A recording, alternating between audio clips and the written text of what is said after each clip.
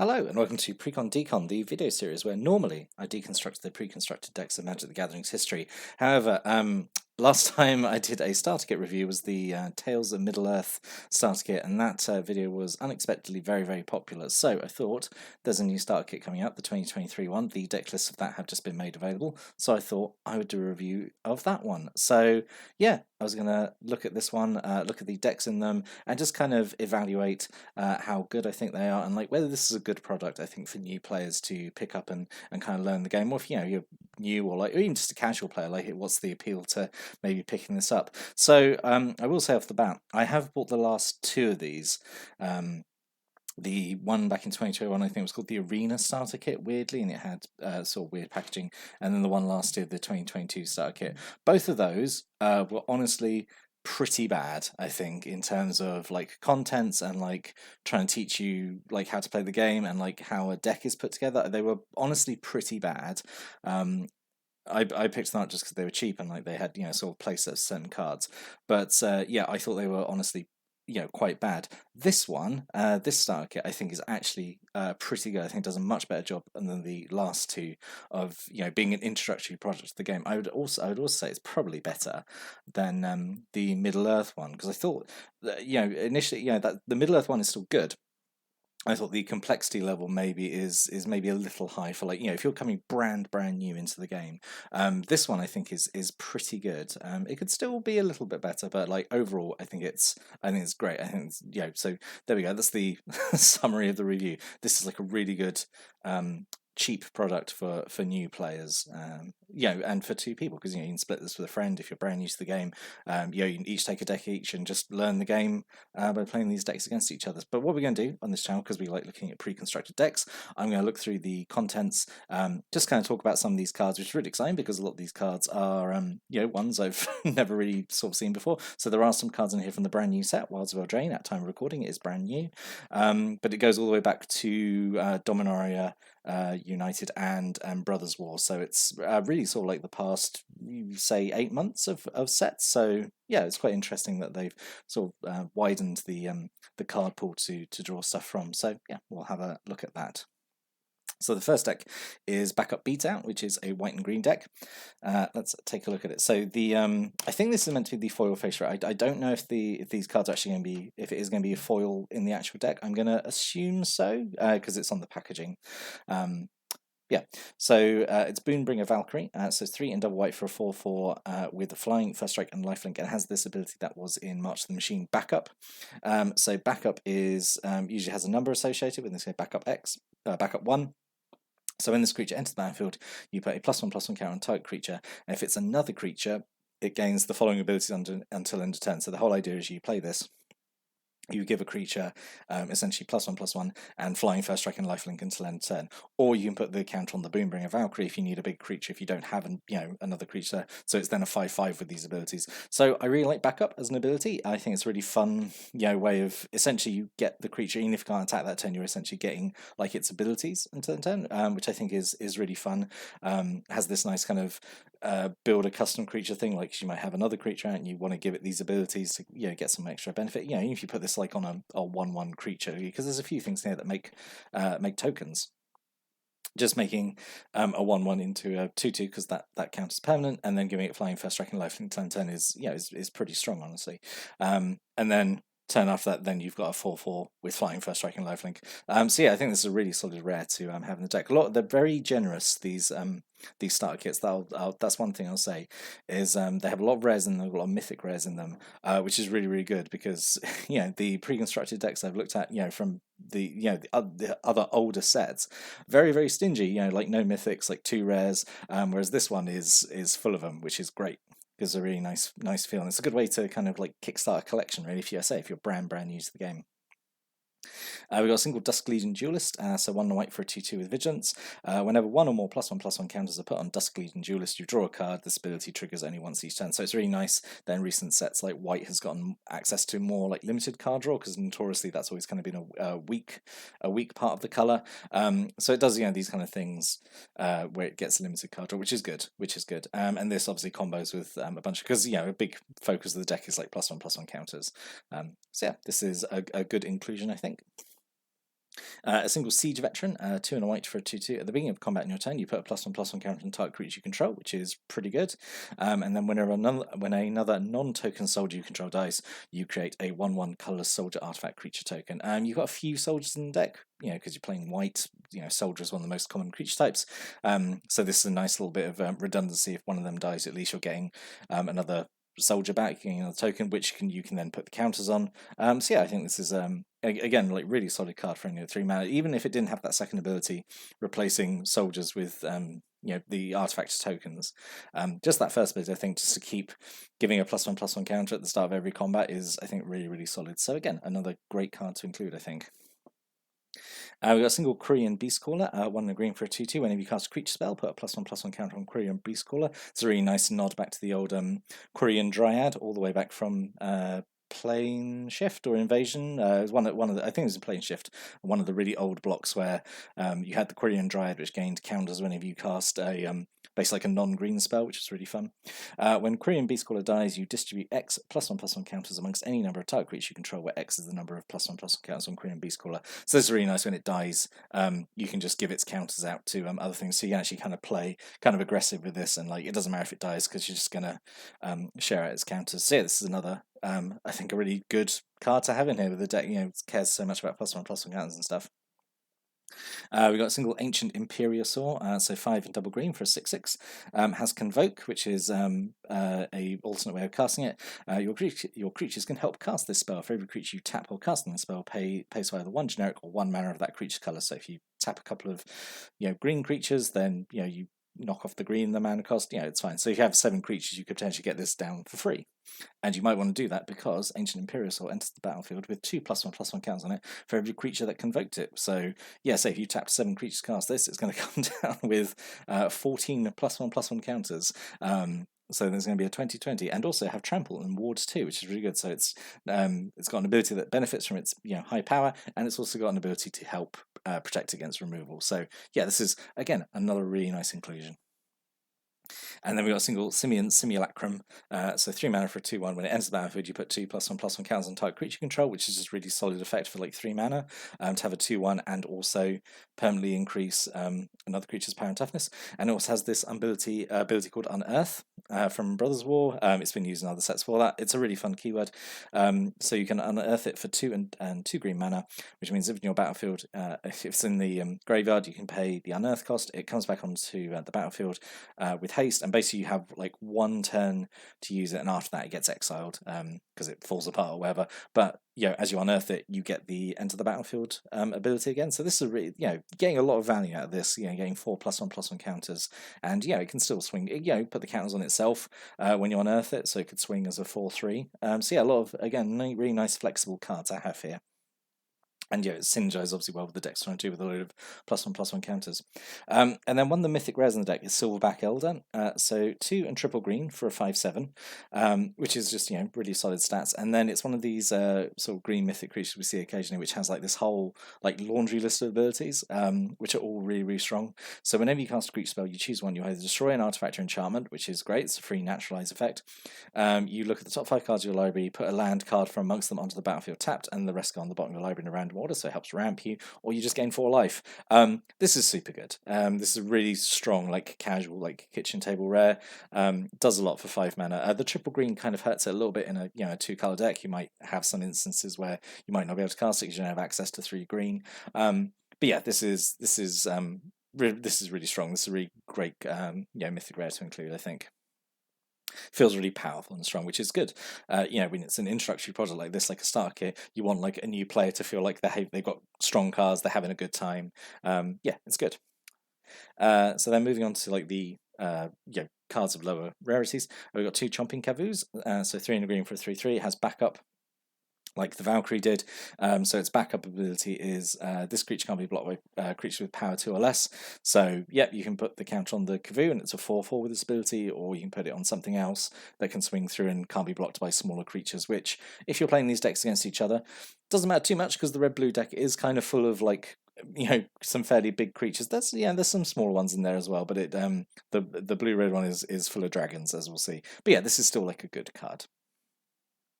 And then we've got 2 Sigiled Sentinel, 2 and a white for a 2/2 with backup 1, and it has Vigilance. So again, it's fine as a 2/2 Vigilance on itself, and you obviously put the counters on something else. If you put the counter on itself, it's 3/3. Again, this is all like fine.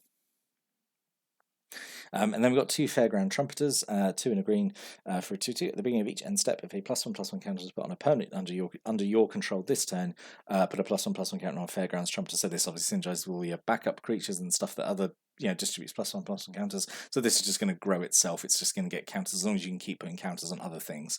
So yeah, this is really nice. Really happy there's like 2 of them there. I would have liked 3 actually because it has obviously so many nice synergies. So that's all the creatures that care about +1/+1 counters. I'm going to look at the other ones now. So we've got 2 recruitment officers, 1 white mana for a 2/1. So you can put 3 and a white. Excuse me. You can look at the top 4 cards of your library. You reveal a creature card with mana value 3 or less from amongst them, put into your hand. Put the rest on the bottom of your library in a random order. So you've got a few cheaper creatures in here that this can help you find. Just helps you kind of dig through the deck and find the one you want. Yeah, that's okay. The abilities may be a little expensive, but it's the fact it's reusable if you have enough mana is pretty good. Yeah, and at the very least, it's like 1 white mana for a 2/1. So yeah, it's fine. This is it's an okay inclusion, I think. We've got 2 Samite Herbalists, 1 and white for a 2/1. Whenever it becomes tapped, you gain 1 life and scry 1. So yeah, this is okay as long as it just keeps attacking. You're gonna keep getting some life, and even just scry 1 is pretty good. Obviously the low toughness doesn't help it because if it does attack, it's almost certainly going to die straight away to wherever blocks it. But it's okay, it's fine. And then this is kind of just like a a slide of really good, solid, I think, introductory starter kit level creatures. I think these are really perfect for showing off to a new player. They're very straightforward. They're very easy to understand. I think they're a good introduction. I'm glad there's kind of a lot of them. So we've got 3 Mesa Cavaliers, 2 and a white for a 2/1 with flying. When you enter the battlefield, you gain 2 life. We've got 2 Iridescent Blade Masters, 1 in the green for a 2/2. You can pay 3 in the green to give it a +2/+2 turn. Really nice. It's not like once a turn like these kind of green effects usually are. So that's really nice. Good mana sink. And then 2 Magnagoth Sentries, 3 in the green for a 4/4 with reach. Love this guy. Just a big, chunky tree folk with reach, which is really great. And then moving on to non-creature spells. So the other Mythic Rare in the deck is In the Trenches. So 1 and double white. It's enchantment. So creatures you control get +1/+1, which is a really good, straightforward effect. And then it has this other ability where you can pay 5 and a white. You exile a non-land permanent you don't control until In the Trenches leaves the battlefield, and you activate only as a sorcery and only once. So comes down. It's an Anthem effect, which is great. And then for 6 mana, once you can just exile the most troublesome permanent your opponent's controlled.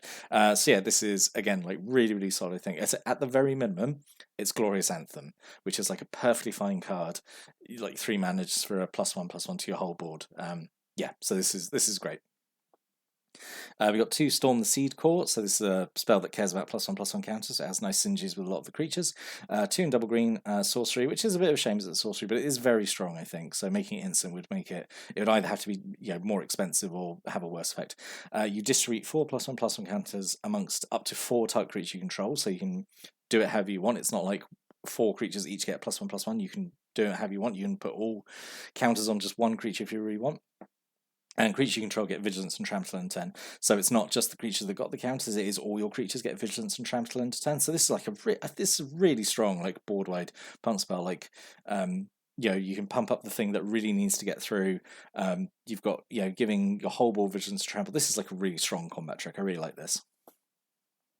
And then, so there are some cards from Wilds of Eldraine in here, like I mentioned. Originally, I thought it wasn't going to include any cards, and I did see it advertised as the Wilds of Eldraine starter kit, which I was going to have a whole rant about, oh, that's false advertising because it doesn't have Wilds of Eldraine cards in it, but it does. So it's not many. It is. I think it's mostly March the Machine and Brothers War cards, but there are a few. So we've got 3 cooped up. So 1 in white's an aura goes on a creature. Enchanted creature can't attack or block, so it's pacifism. Which is a older card, which has long been power crept out of into obsolescence now. And you can pay 2 and a white to exile the enchanted creature. So this is nice. You whack it on a creature. You don't have to worry about it. It can't attack or block. And then later on in the game, if you do want to kill it and make sure it's definitely gone, you can pay 2 and a white and exile it, which is pretty good. So 3 of those. And then we've got a single giant growth and a single Titanic growth. It's weird why there's 1 copy of each and not just kind of 2 of one of them, but it's okay. So giant growth is just 1 green mana for +3/+3, and Titanic growth is 1 green for +4/+4 until end of turn. It is weird. It's weird. There is, as I say, there's only 1 copy of each rather than 2 copies of one of them, but it's okay, I suppose. Yeah, just it's important as long as there's instant speed buff spells, which I think is important in the introductory project. You want to teach that to new players that like, oh hey, in the middle of combat you can cast these spells and affect how combat works out. So yeah, it's important they're included. And then 2 broken wings, 2 in a green, instant speed. You either you destroy an artifact, enchantment, or a creature flying. This is a fantastically this pretty much always has a target. I find it's just such a good utility card, and yeah, I love it. I think it's really good. Spoiler: there's a lot of creatures with flying in the blue and red deck. And then as a mana base, we've got 4 Blossoming Sands. It ends battlefield tapped and gives you 1 life when it comes in, and it gives you either green or whites, which is really nice. It's nice to get a whole playset of these in this deck. And then for the lands, I don't know what art the lands are going to be in this starter kit. I would like to think it's going to be all nice new Eldraine lands, but in previous starter kits, it's been a mix of basic lands from the sets. So I just use the Eldraine ones because they're nice and new and they look lovely. So 10 plains and 12 forests, so yeah. So in these videos, I always like to do a what could have been section where just where we've looked at the deck and just oh, these cards could have gone here. They have nice synergies. Or if you wanted to modify the deck slightly, these are some cards I thought you could go in and you could swap things around a little bit. So I thought Botanical Brawler from March of the Machine. So it's 1 green, 1 white for a 0/0 with trample. Comes in with 2 counters on it. And whenever 1 or more +1/+1 counters are put on another permanent you control, if it's the first time +1/+1 counters have been put on that permanent this turn, put a +1/+1 counter on Botanical Brawler. So very wordy ability, has to be written out this way, like in Magic Ease, but it is basically oh, the first time someone gets a counter, Botanical Brawler also gets a counter. Yeah, it's essentially that. So it's just going to keep growing up. So goes really well with obviously all the backup cards and all the other things that care about +1/+1 counters. So that could have been in here. Gaia's Gift, I think, would have been really solid instead of Giant Growth or Titanic Growth. It's a lot wordy, it's a lot more dense, so maybe not perfect for an introductory product. But I love this spell. I think it feels so strong. It feels so power crept, and I love it because it does so much for 2 mana. So it's you put a +1/+1 counter on target creature you control, which obviously has some synergies here, and it also gains Reach, Trample, Hexproof, and Indestructible in turn. This is it's just keyword salad for 2 mana. So it works really well on the defense because you get Reach. It works to dodge removal because it gives Hexproof. It works really well on the fence because it gives Trample. And Indestructible is pretty much useful all the time. So this does so much for only 2 mana. I can't believe it's common. Because I've been playing the game for I don't know, I'd say about 20 years or 25 at this point, and to see a card like this at common just blows my mind. Honestly, it's crazy. And I thought maybe an alternate Mythic Rare, Clay Champion. Again, this was maybe a little bit too complex for a starter level product, but it has a lot of synergies again. So it's X and 4, so you always have to pay at least 4 when you cast it, and then you can put however much mana you want into it after that. So it enters the battlefield with 3 +1/+1 counters for every 2 green mana spent to cast it. So if you spend 4 green mana on it, it comes in with 6 +1/+1 counters. When Clay Champion enters the battlefield, choose up to 2 other target creatures you control for every 2 white mana spent to cast Clay Champion. Put a +1/+1 counter on each of them. So it's really nice that you can spend a lot of combinations. You could just dump a load of green mana into it and make it a huge creature, and you can spend a load of white mana into it and spread out the counters to other creatures, or you can spend a combination and get a mix of them. So Clay Champion, I think, is a really fun card and how it's been designed. But yeah, overall I do think the deck as is pretty solid. It's just if you did want to modify it a little way, these are just some suggestions you could implement. Right, let's look at the other one, Day of the Dragon, which is a blue and red deck. So one of the Mythic Rares is Sarkhan, Solar Flame. So 1 a blue and a red for a 2/4. Dragon creature you control costs 1 less to cast, which is nice. Whenever a dragon enters the battlefield under your control, basically Sarkhan becomes a copy of it until end turn, so he clones all your dragons, which is a really fun ability because the deck's actually got quite a few dragons in it, so this ability, kicking off all the time. And even if it doesn't, it makes all your dragons cheaper to cast anyway. I was annoyed when this card came out because I really wanted it to be green, blue, and red because I feel like that's the colours that represent Sarkhan the best. So I was kind of annoyed that it was just blue and red. It could have been the blue could have been like hybrid. It could have been blue green hybrid, and then it would have worked for people who care about like commander and color identity and stuff. But yeah, it's fine here. As it has, say it's a nice ability. It's Sark and he cares about dragons. Guy, he loves himself some dragons, which is fine because the deck's full of dragons. So the other mythic rare is Shivan Devastator. So X and a red for a 0/0 with flying and haste. So you can attack the turn you cast it, and it ends the battlefield with X +1/+1 counters on it. So yeah, you just sink a load of mana to this, make it into a giant flying hasty dragon and just swing with it, and yeah, it does a lot. Important to note, rules wise, is that Sarkhan essentially gives you 1 free mana towards this. So yeah, because you choose X and then Sarkhan reduces it by 1. So there we go. But yeah, Shivan Devastator is okay. I think it's okay. It feels like a little bland, honestly, as a mythic rare, but then again, I've not played against it on the table, so it's probably absolutely terrifying. I feel like if it had trample, that would like really push it over, but it's already got flying, it's already got haste, it can always swing the turn you cast it. I don't think it needs to be any stronger than it already is. And then this is, I think, the face card is Tyrant of Kerr Ridges because it's on the packaging. So 4 and double red for a 4/5 with flying, which is great stats. When it ends the battlefield, it does 4 damage to any target, which is really, really strong because you could just cast this, and depending if your opponent's at a low life total, this could just end the game anyway. But if not, it just kills off a creature that they might need, and you pay 1 red to give it +1/+0 to turn. So this is doing a lot. Again, to me, as like a more old school Magic the Gathering player, seeing a card like this is just like, oh my god, like for 6 mana this is broken. Like back in the day, this would have been a chase rare easy. Like yeah, it's this guy does a lot. It's big flyer, removal when it comes in, and also you can sink red mana into it to make it stronger to land turn. So yeah, this is a really good iconic dragon. We've got a single Ragefire Hellkite, 4 and double red for a 5/3 flyer. When it attacks, you may sacrifice another creature, and if you do, Ragefire Hellkite gains double strike to end turn, so this is really nice. Attacks, sacrifice a creature that you don't really need anymore, and then it can do, like 10 plus damage. So yeah, really, just solid, Even without that, it's like still a 5/3 flyer, which is okay. We've got a Shivan Branch Burner, 5 and double red for a 4/4. It has flying haste, it has Convoke, like the Imperiosaur in the other deck. It doesn't have an ability that cares about being convoked. The only benefit is you're going to get it out a little bit faster, I suppose. Things like the deck is full of quite expensive creatures already, so I think by the time you can sort of you're casting your other stuff, like you're not getting much benefit out of convoking this, just because you have a few cheap creatures here, but not a lot. Like it's not like you're going wide on the board and potentially dropping this like 3 or 4 turns early. But yeah, it's still like a big flyer with haste, so it's still good. We've got 2 Archive Dragon from Wilds of Eldraine, 4 and double blue for a 4/6 flyer. When it ends the battlefield, scry 2. It's annoying they didn't actually put reminder text on this because it should be for like this introductory project, I think. But scry is actually no, the Samite Healer had it as well. But yeah, the you look at the top 2 cards and you choose to put them either back, any of them back on top of your library in any order, or ones you don't want you can put on the bottom of your library. So it's a really useful effect for just knowing what you've got coming up in your next few turns. It has also Ward 2, which helps protect against removal.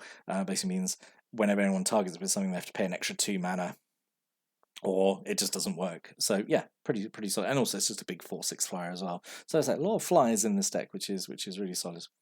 Then we've got 3 Dragon Whelp, got a baby dragon, 2 and double red for a 2/3 flyer, and you can spend 1 red mana to give it a +1/+0 on turn. But if you do that 4 or more times in a single turn, then the Dragon Whelp explodes at the beginning of the next end step. It breathed too much fire, but that's okay. Like you're not likely, I think, to spend that much mana on this. Like it's just fine to have as like a 2/3 flyer, which is okay. That can pump itself up a little bit if needed. But it's okay. It's like you got 3 of them, and you got effects that care about dragons. So yeah, this is fine.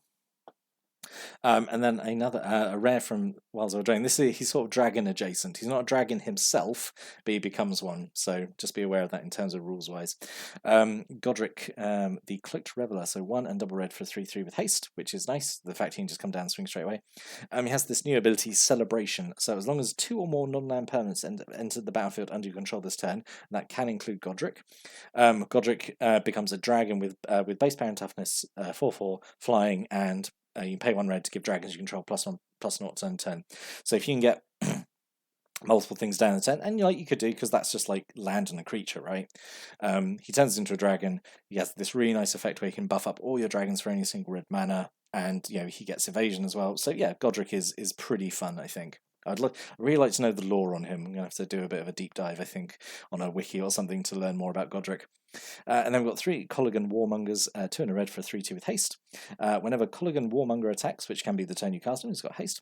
You look at the top 6 cards of your library, which is like a really significant amount to dig down. You can reveal a dragon card from amongst them and put it into your hand, and the rest on the bottom of your library in any order. So this is a really nice effect, just to find your dragons and draw them. Yeah, really nice effect, and it's nice there's 3 of these actually to help you ensure it's consistent and it happens pretty much every game. It's a really good effect, and having an attack trigger that's already got haste, I think it's a really solid card. And then we've got 2 Rock Hunters, just 1 and a red for a 3/1 with reach. Yeah, it's fine.